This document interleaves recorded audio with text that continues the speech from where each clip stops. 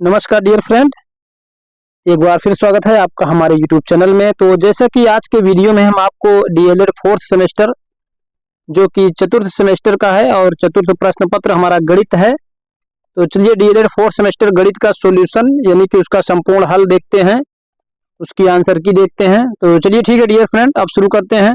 ये हमारा पहला क्वेश्चन है, समीकरण 3x बराबर 4.5 और 4x प्लस वाई बराबर 14 या 14 के हल में y का मान निकालना है। तो ठीक है, इसमें y का मान हमारा 8 आएगा। ठीक है, ये हमारा 8 जो है ऑप्शन नंबर 4 वो करेक्ट है। और क्वेश्चन नंबर नेक्स्ट क्या है, 0.000081 ठीक है का घनमूल है। इसका घनमूल डियर फ्रेंड, इसका घनमूल इसमें इसका कोई आंसर नहीं दिया है, इसलिए इसमें ऑप्शन 4 हो जाएगा, इनमें से कोई नहीं। ठीक है, तो चलिए ठीक है, नेक्स्ट क्वेश्चन देखते हैं। अगला क्वेश्चन हमारा क्वेश्चन नंबर 3 है। क्या कह रहा है, इसमें बहुलक देखना है, हमें बहुलक देखना है। 14 इसमें सबसे ज्यादा है, ये देखिए 14 है ये। तो इसलिए हमारा आंसर जो है ऑप्शन 3 पे चला जाएगा, यानी कि 14 जो करेक्ट बहुलक होगा वो है। और क्वेश्चन नंबर 4 देखते हैं। 4 में इसको हम सॉल्व कर लेते हैं। इसका सॉल्व करेंगे तो 1/3/2 आंसर आएगा। ठीक है, 3/2 आंसर आएगा इसका। तो जैसे इसको आप अगर सॉल्व करते हैं तो √2 का गुणा कितना होता है, 2 होता है, प्लस 1 होता है, इसलिए अपान 2 हो गया। ठीक है, अपान √2 हो गया। बस उसी प्रकार उसमें भी गुणक चिन्ह है, गुणक कहा है, इसमें कितना हो जाएगा 2 - 1 अपान √2 हो जाएगा। ठीक है, अब ये कितना हो गया 3 हो गया, ये 2 में से 1 गए 1 हो गया। तो 3 और 1 का गुणा कितना होता है, 3 होता है। 3 और 1 का गुणा 3 होता है, अपान √2 का गुणा 2 होता है, इसलिए हमारा आंसर 3/2 हो जाएगा। चलिए नेक्स्ट क्वेश्चन की ओर चलते हैं, देखते हैं। अब इसमें यह है साइन 60 अंश माइनस साइन 30 अंश। ठीक है, और अपान ये साइन 60 अपान कॉस 30 अंश हो गया। ठीक है, इसको सॉल्व करना है। इसमें हमारा 1/2 आएगा। तो कैसे, आप जानते हैं कि साइन 60 अंश का मान कितना होता है, √3/2 होता है। ठीक है, √3/2 हो गया, अपान कॉस 30 अंश का मान होता है √3/2। तो ये पूरा कट गया, तो यहाँ हो गया केवल 1 माइनस साइन 30 अंश का मान 1/2 होता है। 2 1 2 1/2, लास्ट में 1/2 आएगा। ठीक है, इस प्रकार ये हमारा हल हो गया। क्वेश्चन नंबर 5 हो गया। क्वेश्चन नंबर 6 की ओर चलते हैं, जो अतिलघु उत्तरी है। तो क्वेश्चन नंबर 6 हमारा है 243 की घात का 3/5। तो हमें इसको क्या करना है, 3 के घाते 5 हो गया गुणते 3/5, यानी 5 से 5 कट गया, तो 3 के घाते 3 × 3 = 27। ये हमारा आंसर हो जाएगा पांचवें क्वेश्चन नंबर 6 का। क्वेश्चन नंबर 7 क्या कह रहा है, 9 विद्यार्थियों की सेमी। ठीक है, 9 विद्यार्थियों की सेमी में ऊंचाई निम्नमत है। तो सबसे पहले इसको हम आरोही क्रम या बढ़ते क्रम में लिख लेंगे कि जैसे इसमें सबसे कम क्या है हमारा 143 है। ठीक है, फिर 148 इसी प्रकार लिख लेंगे। और इसकी जो माध्यिका आएगी, माध्यिका हमारा 152। ठीक है, ये वाला, ये हमारा आंसर हो गया माध्यिका। ठीक है, चलिए क्वेश्चन नंबर 8 की ओर चलते हैं। क्वेश्चन नंबर 8 समीकरण को हल करना है। तो ठीक है, तो चलिए क्वेश्चन नंबर 8 का समीकरण देख लेते हैं। इसमें क्या करना है हमें, x² plus 4x minus 3x minus 12 बराबर 0। ठीक है, तो बराबर 0 हो गया। ठीक है, तो बाद में हमारा x बराबर 3 आ जाएगा और एक x बराबर -4 आ जाएगा। तो ये हमारा आंसर है। ठीक है, क्वेश्चन नंबर 9 क्या कह रहा है, चलिए ठीक है देखते हैं क्वेश्चन नंबर 9। क्वेश्चन नंबर 9 है हमारा 10 सेंटीमीटर लंबे और 7 सेंटीमीटर चौड़े। ठीक है, आयत के परितः लंबाई के परितः घुमाने पर बने बेलन का ज्ञात कीजिए। ठीक है, तो बेलन का आयतन हमें निकालना है। तो ठीक है, तो चलिए इसको हल करते हैं। अगर आप जैसा कि जानते हैं, इसको कह रहा है लंबाई के परितः घुमाना है, तो लंबाई के परितः घुमा देंगे आप। ठीक है, तो इसमें आपका आंसर ये आ जाएगा 55.16 55.679। ठीक है, ये हमारा आंसर है, क्योंकि अगर हमारा ये बेलन हो गया, सॉरी ये आयत हो गया, ये कह रहा है 10 सेंटीमीटर है, ये 7 सेंटीमीटर, और इसके लंबाई के परितः यानी कि इसके लंबाई के यानी कि आप ऐसे घुमा दोगे। ठीक है, ये नीचे का पार्ट बन जाएगा। ऊंचाई हमारी 7 ही रहेगी, इसकी हमें निकालना है परिधि। परिधि निकाल के ऐसे करेंगे आप, तो इतना आंसर आ जाएगा। तो चलिए क्वेश्चन नंबर नेक्स्ट की ओर चलते हैं। तो जो कि हमारा अगला क्वेश्चन है। तो ठीक है, देखते हैं अगला क्वेश्चन क्या है। कॉसेक स्क्वायर 30 अंश, ठीक है, कॉसेक स्क्वायर 30 अंश और इंटू साइन 45 अंश माइनस सेक स्क्वायर 60 अंश है। तो कॉसेक स्क्वायर 30 अंश है। कॉसेक 30 अंश का मान क्या होता है 2, ठीक है, 2 का स्क्वायर करेंगे तो आप, ठीक है, तो चलिए इसको सॉल्व करते हैं। तो कॉस ये हो गया कितना, 2 का स्क्वायर करेंगे आप, फिर उसके बाद गुणे साइन 45 अंश का मान होता है 1/√2, 1/√2 हो गया माइनस, फिर सेक स्क्वायर 60 अंश का मान 2 होता है, 2 का स्क्वायर हो गया 4 हो गया। ये कितना हो गया हमारा, ये 4 गुणे 1/√2 फिर माइनस 4। तो क्या होगा, इसमें 4 में कॉमन हो जाएगा, ठीक है। अगर 4 आप कॉमन ले लेंगे बचेगा क्या, √2 - 1 अपान √2, यही आएगा शायद, है कि नहीं। तो यही आंसर हमारा। तो ये 4 कॉमन ले लेंगे तो 1 - √2 आएगा, ठीक है, या 1 - √2। तो 1 - √2 आ गया हमारा, ठीक है। तो अपान 2 अपान √2 आ जाएगा, ये हमारा आंसर हो जाएगा। क्वेश्चन नंबर 11 की ओर चलते हैं। तो चलिए क्वेश्चन नंबर 11 देखते हैं क्या है। क्वेश्चन नंबर 11 जो हमारा है, जो 2 पासों को एक साथ फेंकने पर अंकों का योग 4 होने की संभावना ज्ञात कीजिए, ठीक है। ये जो हमारी संभावना है, ये हमारी संभावना 12 होगी, ठीक है। संभावना जो होगी हमारी 12 होगी। तो 12 होगी तो इसको में आएगा क्या क्या, ठीक है, 1 आएगा, 3 आएगा 1 में, और 2 आएगा, ठीक है, और 3 1 आएगा। तो इस प्रकार हमारा ये क्वेश्चन नंबर 11 हो गया। क्वेश्चन नंबर 12 में क्या कह रहा है, चलिए क्वेश्चन नंबर 12 देखते हैं।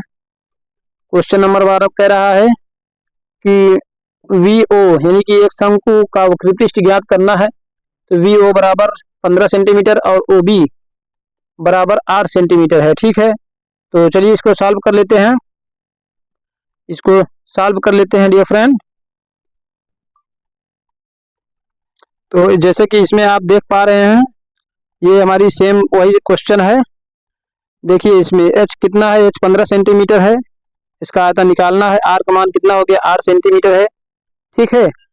r का मान हो गया, तो ये l निकालना है। तिरछी ऊंचाई l बराबर होता है √h² + r² होता है। तो बराबर √15² + 8², तो ये हो गया 225 + 64 यानी कि बराबर 289, ये हमारा हो गया 17। तो वक्र पृष्ठ का वक्र पृष्ठ क्या है, तो πr/l होता है, ठीक है, πr/l रख दीजिए, पाई गुणते r गुणते 17 हो गया, यानी कि 136 पाई जो है हमारा आंसर, ठीक है, 136 पाई हो गया। चलिए नेक्स्ट क्वेश्चन की ओर चलते हैं। तो नेक्स्ट क्वेश्चन देखते हैं क्या है। नंबर 13 है, एक समलंब चतुर्भुज की समांतर भुजाएं 25 सेंटीमीटर और 12 सेंटीमीटर, उनके मध्य की दूरी 8 सेंटीमीटर है। समलंब चतुर्भुज का क्षेत्रफल ज्ञात कीजिए। तो चलिए ठीक है डियर फ्रेंड, आपको इसका सॉल्यूशन देते हैं। देख पा रहे हैं समांतर समलंब की जो समांतर भुजाएं हैं कितना है, ये हमारी 25 सेंटीमीटर है, 12 सेंटीमीटर, भी उनके बीच की दूरी कितना है 8 सेंटीमीटर। अब समलंब का चतुर्भुज क्या होता है, क्षेत्रफल क्या होता है, 1/2 समांतर भुजाओं का योग गुणे ऊंचाई, ठीक है। तो चलिए ठीक है, इसको आगे देखा जाए, इसको थोड़ा सा बड़ा कर लिया जाए।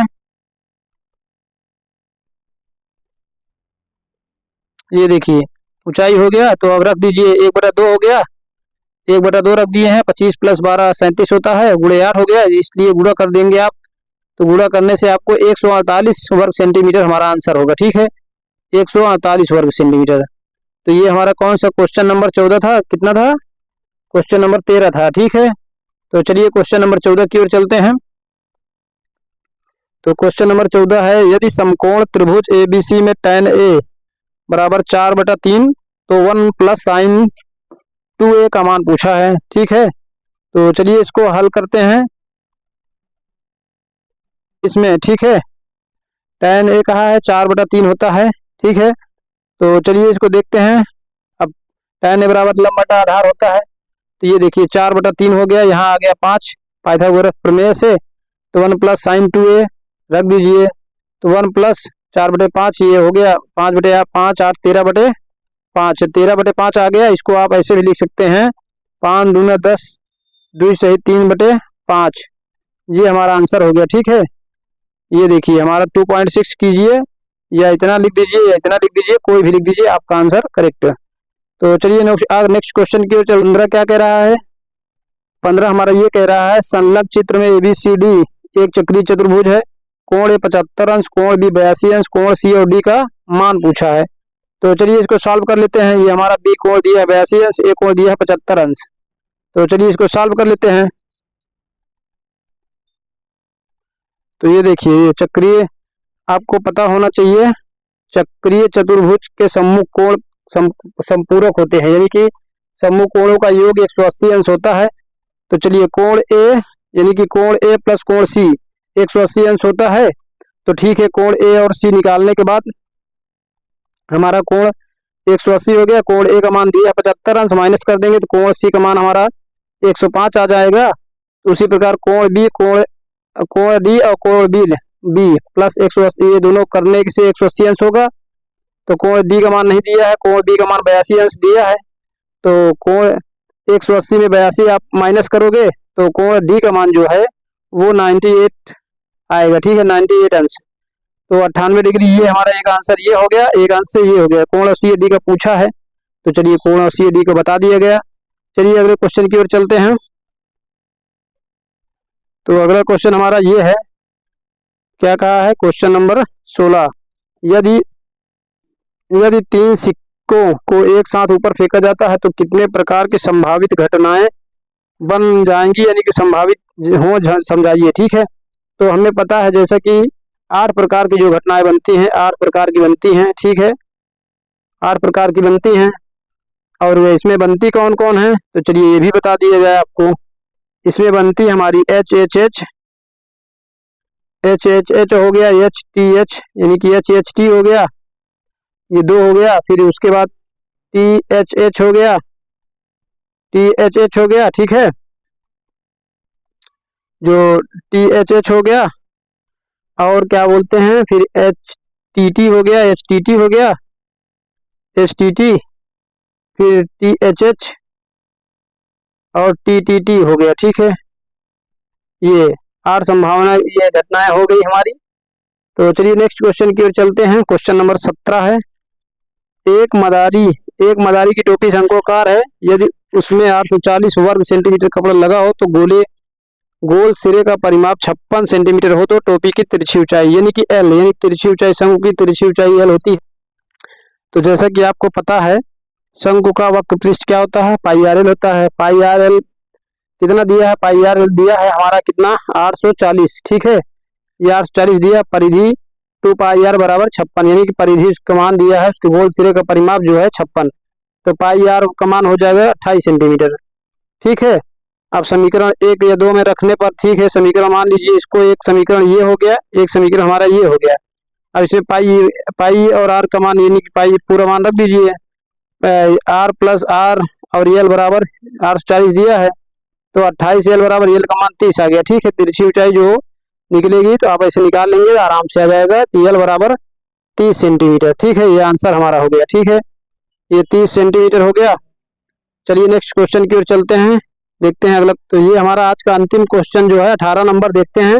यदि A बराबर 1, 3, 5, 7, 9, 11, 13, ठीक है, और तथा B बराबर 5, 7, 11, 13, ठीक है, तो इसमें पूछा है A यूनियन B और A intersection B। Dear friend, A union B का मतलब ये होता है जो, यानी कि ऐसी, मतलब ये A और B का मतलब दोनों का, तो दोनों में होना हो या ना हो, लेकिन जो यानी कि ज्यादा जितनी संख्याएं हैं टोटल, यानी कि आप कह सकते हैं 1, 3, 5, 7, 9, 11, 13, ठीक है, 9, 11, 13, ये आपको पूरा A यूनियन B के अंदर लिखना पड़ेगा। तो चलिए A इंटरसेक्शन में क्या होता है, चलिए ठीक है, A इंटरसेक्शन B, तो इसमें जो इसमें भी है इसमें भी है, यानी कि कॉमन मतलब जो हमारी 5, 7, 11, 13, ठीक है, ये हमारी दोनों में है, इसलिए हमारा आंसर जो ये हो जाएगा। ठीक है, तो ये हमारा आंसर हो गया A इंटरसेक्शन B और A यूनियन B। तो ये आपका पूरी तरीके से आपको पूर्ण सॉल्यूशन दिया गया है। वीडियो देखने के लिए दिल से धन्यवाद।